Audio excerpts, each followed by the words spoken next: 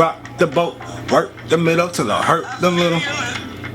I cannot get enough of that song. But we are not talking about the life of Pablo. We are actually talking about one of my favorite albums of all time, College Dropout, which I honestly can say is like the soundtrack of my life for the past 10 some years. If you are a fan of Kanye West, you definitely want to check this out. The Life of Pablo album review, I'll hopefully shoot sometime this weekend, so stay tuned with me. And if I look a little tired, I just got done doing a huge report, so I apologize for that, but let's get this joint started. Something new. Stop, drop, shut them down, open up shop. Oh, no. What's going on, guys? Marcus here, back in the shop, and let me look a little more presentable. We're talking about College Dropout, one of my favorite albums, not just from Kanye, but of all times. This album was released back in 2004. I'll put this away, not much else to show. 2004, where I was a young laddie, 14 years old. And you guys heard me say numerous times that my favorite crew at that time, when I was getting into the culture, was Rockefeller. I was a huge Wu-Tang fan. I still am a huge Wu-Tang fan, but my current favorite MCs and performers were Rockefeller artists. So it wasn't just Jay. I loved Jay's music, Beans, Memphis, Freeway, Cam, the whole Dipset. And here comes this nerdy-looking weird guy with a tight pink polo, straight-legged jeans, and a backpack named Kanye West from Chicago. Now, Chicago at that time didn't really have a big scene, so all these new Chicago rappers that have been coming out in the past 5 to 6 years, that shit did not exist back in the early 2000s. The only rappers that I knew of from Chicago was like Common and Twista. I don't even think Lupe was on the scene just yet. But let's get into the album. If you know my album reviews, you know I don't do a track listing. I don't talk about each song. I just go into like the nitty-gritty of the album. But because this album personally, I feel like each song has its own story, we're just gonna break it down that way. So this is gonna be slightly different. So it starts off with the intro where Kanye is asked to do a song for the kids that are graduating. And the whole time I thought it was Bernie Mac that was actually talking to Kanye, because for years I swore I thought that was Bernie Mac with that accent. Kanye, gotta talk to you for a minute. Me and the other faculty members have been wondering. I swear to God, I thought that was Bernie Mac for like 5 to 7 years. I swear, until like I found out it was D. Ray Davis. I'm like, huh? That don't even sound like him. Hilarious intro to a classic album. Of course, Kanye doesn't just come out with an inspirational song for the kids. He comes out with an inspirational song that is brutally honest. He talks about how us as minority youth or kids of color aren't really known or statistically known to make it past 25. We're known to pretty much die in the streets because of gang activity, violence, drug abuse, you name it, you see in the media. And he just flips it and just tells y'all the nitty-gritty truth. Of course, D. Ray Davis's character doesn't like that and kicks his ass out. So we go into the song All Falls Down. This is such a powerful song because, as I mentioned earlier, by naming all those Rockefeller artists, they were all pretty much goons. Kanye was just the odd man out when it came to Rockefeller Records. This guy was admittedly not a thug, not a street guy. To me, he was the first rapper to openly say that he had self-esteem issues. No other rapper was saying that. In a world that's so braggadocious, again with Rockefeller Records, everyone's got the iced out chains, I don't even know if S.Dot cars were out, but everyone had like the flyest Nike Air Force Ones, the freshest throwback jerseys. I mean, that's what it was about. It was about looking the part. You had to look fresh to be a part of Rockefeller Records with Rockaware and all that. Kanye wore some Rockaware, but again, he was more kind of drawn back. He wasn't the crazy fashion attire Kanye that we've seen in the past 6, 7 years or whatever, maybe 10 years.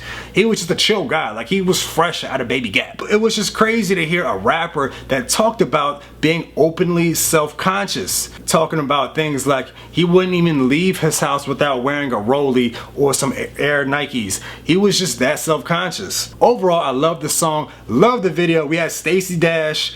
I don't know what she's talking about nowadays, but we're not going on Stacey Dash for what she's doing now. But you can't deny she's a beautiful woman. And just seeing in that video as a 14-year-old, You know where I'm going with that. Moving on, we have one of my favorite songs, which is Spaceship. Spaceship is not just one of my favorite songs in the album. This is actually just one of my favorite songs of all time because it definitely hits home for me. The guys that are in college that work that regular 9-to-5 retail job or that cubicle life, you know what I mean? Not the most glamorous jobs in the world. And he's speaking to us. You know what I mean? We're not all in the streets. We're not all selling drugs.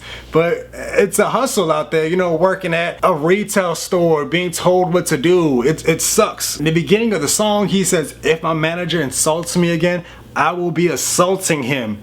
After I fuck the manager up, I'm gonna show him the register up. Like, no, you don't want to catch a case by assaulting your manager, but tell me working a 9-to-5, whether in retail or at an office, you haven't felt some kind of aggression towards your boss or some authority figure. Like, he's pretty much saying what we all think, but we're too afraid to say because of obvious consequences. GLC kills his verse, not necessarily because of he's saying some crazy bars. Yes, what he says is up to par as Kanye, but just GLC's voice, his flow, it was just something about it that just attracted my attention so much. I didn't even know who GLC was for the first time hearing him, and sad to say, I haven't really heard him since College Dropout. I think he made some appearances with Consequence and a few other good music artists, but I haven't really heard from him. I didn't even know he dropped the album until like 2010. Love, Life, and Loyalty, which I still haven't checked yet. Moving on to Jesus Walks,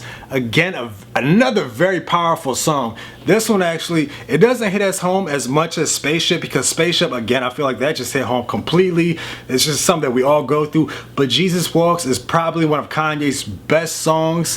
When I first heard the song, I was like, wow, this guy is definitely something else, man. This dude, he's like just on top of the conscious rap artist. To me, he was on top of Talib, Mos Def. This was that guy. When I thought of conscious rappers, Kanye was definitely on top at that time. No one ever had a song that hit the mainstream that involved Jesus. He says in the song, but if I talk about God, my records won't get played, huh?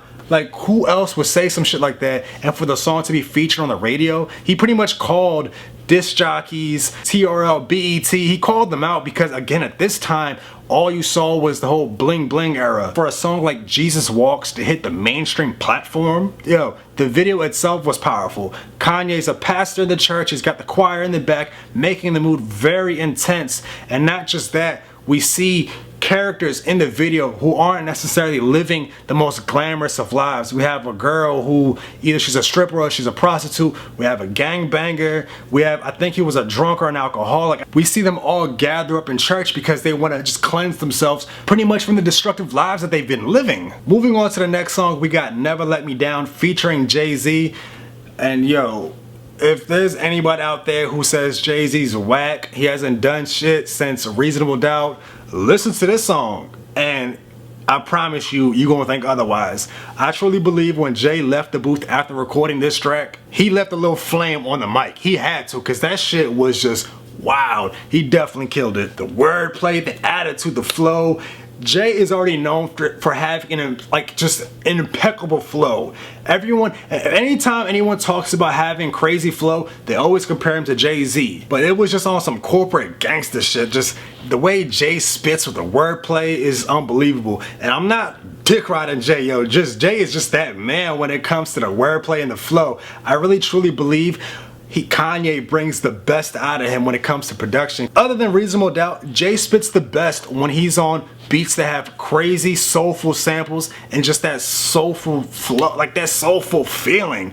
Just when the drums hit. Again, anything that's dropped in the past few years may not be his best work, and I can see why people will say Jay is overrated. But when you listen to early 2000s Jay, mid 2000s Jay, and of course 90s Jay, you can't say shit about Jay. Jay was definitely that guy, especially when he was on some Kanye beats. When Kanye was new to Rockefeller Records and everyone was taking those soulful beats from him with the samples, it just brought a whole new level out of lyricism and flow from these guys. The energy was just uplifted. It was like they became Super Saiyans or something. Of course, Kanye does the second verse. He kills his part. He talks about religion. He talks about racial issues. But I'm sorry, just Jay took that song. Just like Diamonds, Jay just took that song and made it his.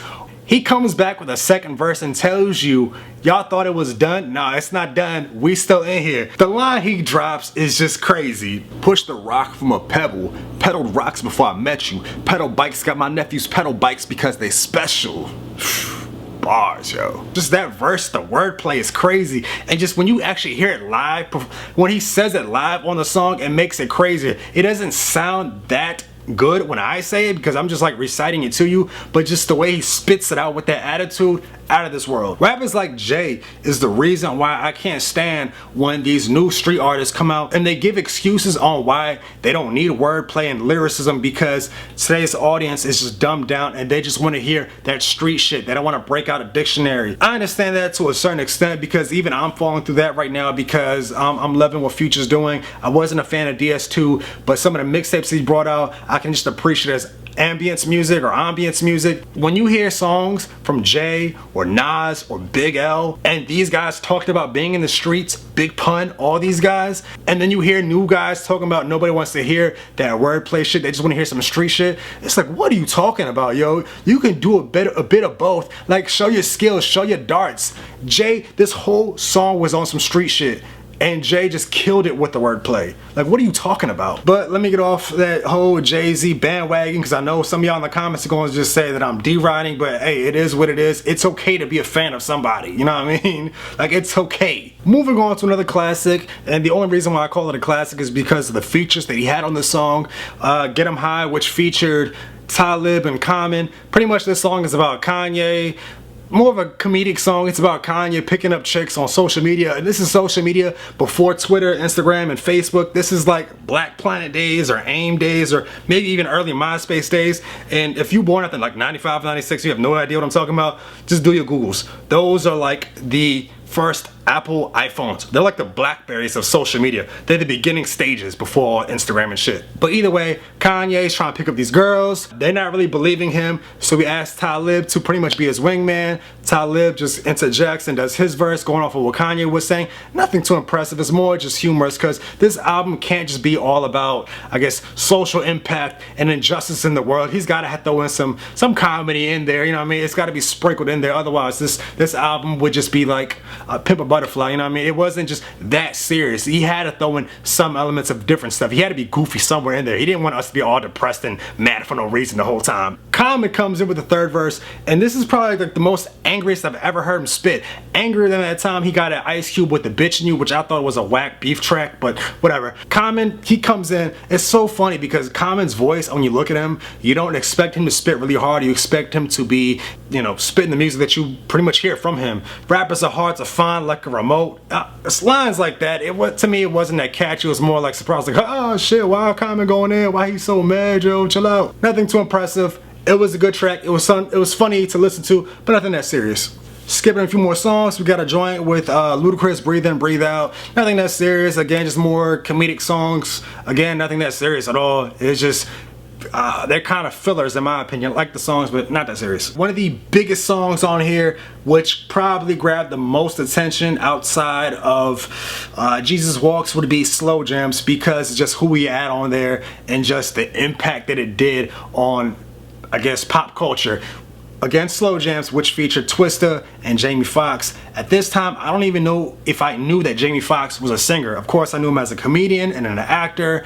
And on the Jamie Foxx show, we were always hinted that Jamie could really sing. But I always just thought that Jamie just sang. I mean, it was just a little talent that he had. I never thought he would take it that serious. I didn't know that Jamie actually came into the game trying to be a singer. I didn't know that he had an album in the early 90s that pretty much flopped. I didn't know any of this. So when I actually heard him on The Hook, again, back in 2004, I was shocked. I was like, yo, Jamie could really blow, dog. Like, I didn't really think he could sing like that.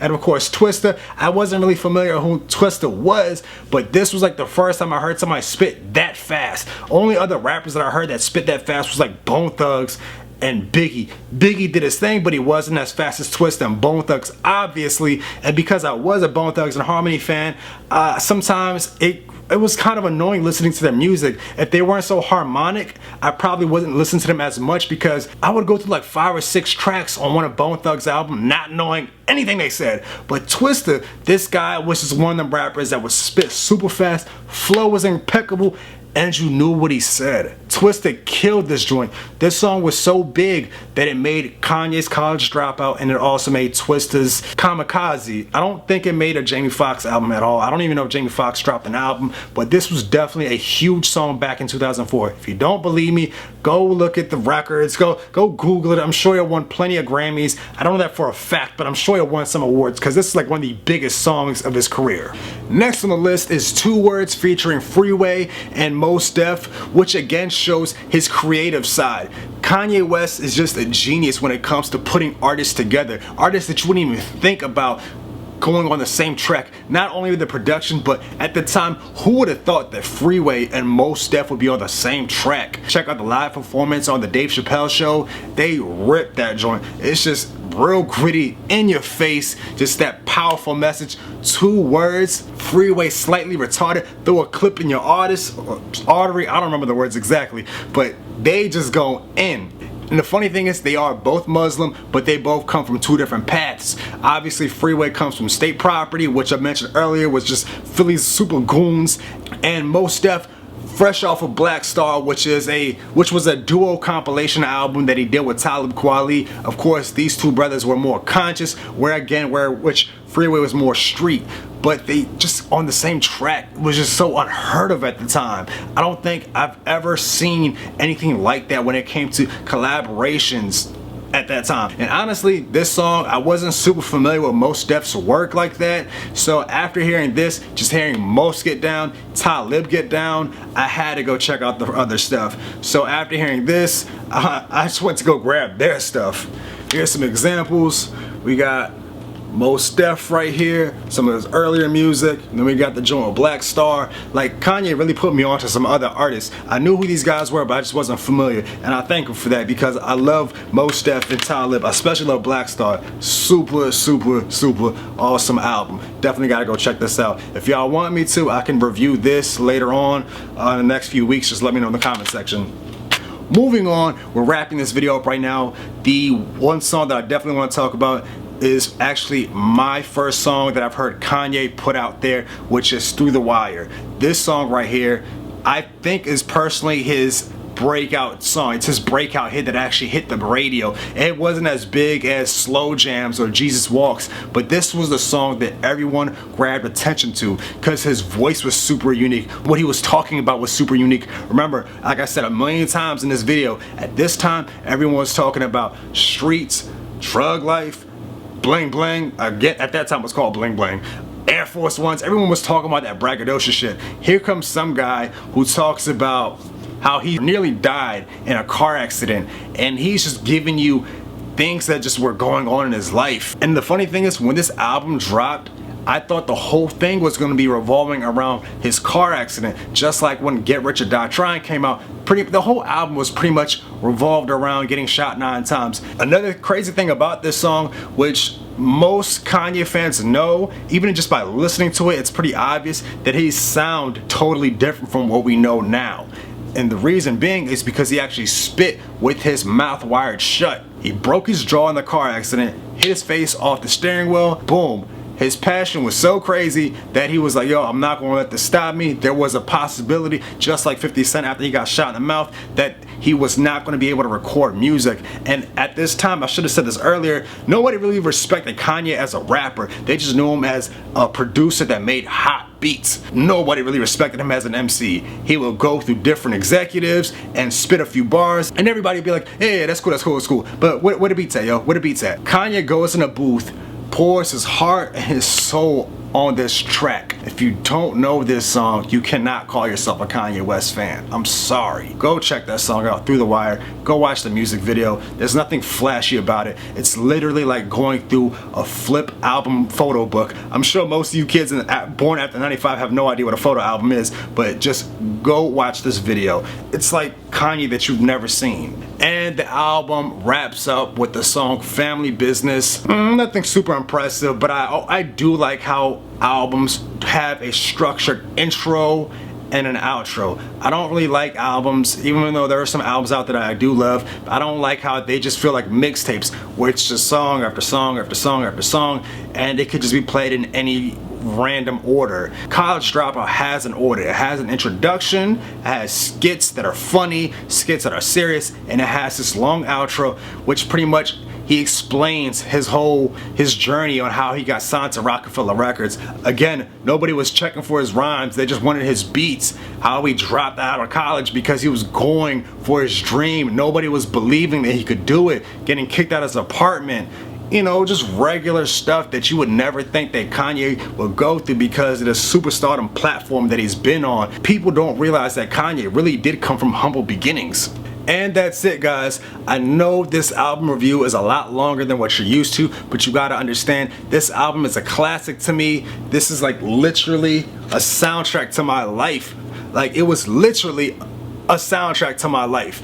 I know it came out in 2004, so I was probably too young to appreciate it. I loved it for what it was. I was like a freshman in high school. I don't even know if I was even that old, but it wasn't until I got into college, I got into the adult world, working odd jobs here, balancing it with school, balancing it with life. You know what I mean? Just the regular Joe Blow stuff. It wasn't until then when I really appreciated this album what it was. This is why songs like Spaceship really speaks to me. It really hits home for me. Let me know what you guys think in the comment section. Out of all Kanye's albums, this is definitely my favorite. You see I got Late Registration here, I got Graduation, I got Watch the Throne. I wasn't a fan of Yeezus, but I do have my Dark Twisted Fantasy, but I actually have that downloaded on iTunes when it came out, so I don't actually have a physical album, but this is actually one of my favorite albums. The TLOP album review will come out sometime this weekend, but as far as my rating, obviously, go buy a physical copy if you don't have it. If you're an album collector, go buy a physical album. So I'm pretty much saying, cop that shit. If you don't know what that means, check my album ratings. You'll see what cop that shit means. That means it's a perfect score. Go cop it now. Let me know what y'all think in the comment section. Don't forget to like, subscribe, follow me on Instagram and Twitter. Do your shares, give me a likes, all that. Let's talk about this album. Let me know what y'all think. Until next time.